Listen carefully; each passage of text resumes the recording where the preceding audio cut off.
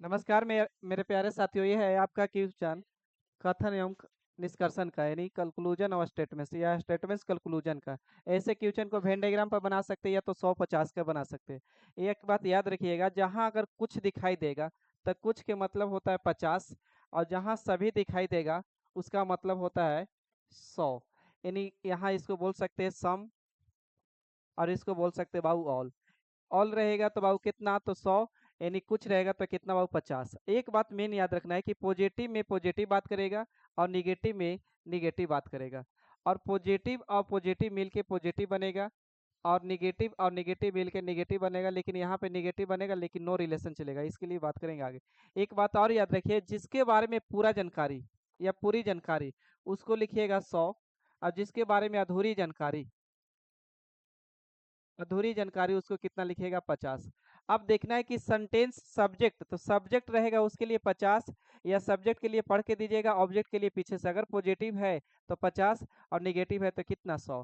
तो यहाँ देखिए कुछ है तो ये कितना वैल्यू हो जाएगा, 50। ये पॉजिटिव होने की वजह से भी कुछ हो जाएगा 50। अब यहाँ कोई नहीं तो कोई नहीं, कोई नहीं के लिए भी बाबू कुछ ही, तो कोई नहीं तो यानी पूरा जानकारी हो रहा है ना, तो यानी कितना, 100।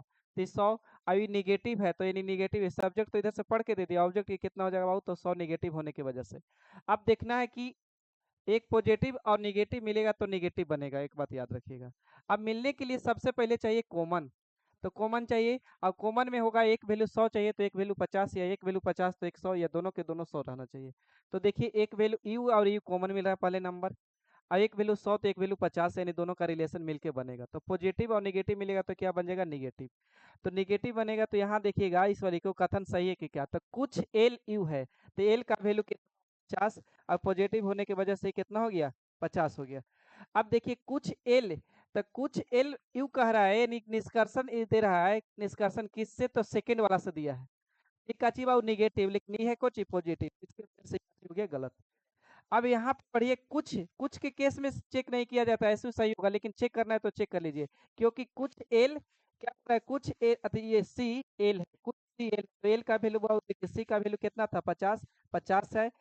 सी का, यहाँ एल का वैल्यू कितना था, 100, 100 है। इसका मतलब सेकंड सही है, नहीं सेकंड फॉलो कर रहे हैं, आंसर कौन जाएगा, डी जाएगा।